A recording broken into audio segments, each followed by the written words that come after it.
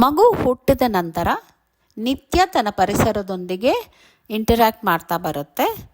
ಈ ಒಂದೊಂದು ಅನುಭವ ಆದಾಗೆಲ್ಲ ಮಗುವಿನ ಮೆದುಳಿನ ಒಳಗೆ ನರಕೋಶಗಳ ದಾರಿಗಳನ್ನು ಏರ್ಪಾಡು ಮಾಡುತ್ತಾ ಬರುತ್ತೆ.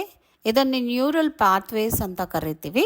ಸೊ ಒಂದೊಂದು ಅನುಭವ ಆಗ್ತಾ ಇದ್ದಂಗೆ ಮಗುವಿನ ಮೆದುಳಿನ ಒಳಗೆ ಈ ರೀತಿ ನ್ಯೂರಲ್ ಪಾತ್ವೇಸ್ ಸಹಸ್ರ ಕೋಟಿ ಸಂಖ್ಯೆಯಲ್ಲಿ ಏರ್ಪಾಡಾಗುತ್ತಾ ಬರುತ್ತೆ.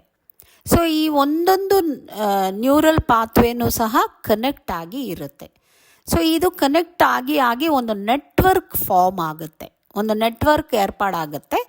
ಈ ನೆಟ್ವರ್ಕ್ಗಳೇನಿದೆ ಮುಂದೆ ಹೋಗ್ತಾ ಹೋಗ್ತಾ ಹೋಗ್ತಾ ಮಗುವಿನ ಬುದ್ಧಿ ಬೆಳವಣಿಗೆಗೆ ಒಂದು ನೀಲಿ ನಕ್ಷೆ ಆಗುತ್ತೆ, ಒಂದು ಫೌಂಡೇಶನ್ ಆಗುತ್ತೆ.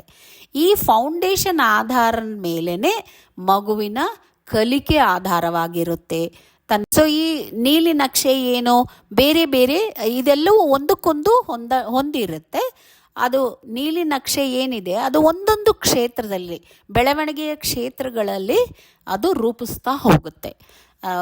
ಬುದ್ಧಿ ಬೆಳವಣಿಗೆ, ದೈಹಿಕ ಬೆಳವಣಿಗೆ, ಭಾಷೆ ಮತ್ತು ಇಮೋಷ್ನಲ್ ಬೆಳವಣಿಗೆ ಏನು ಹೇಳ್ತೀವಿ, ಇವೆಲ್ಲವೂ ಒಂದೊಂದು ಕ್ಷೇತ್ರದಲ್ಲಿ ಬೆಳೀತಾ ಬರುತ್ತೆ.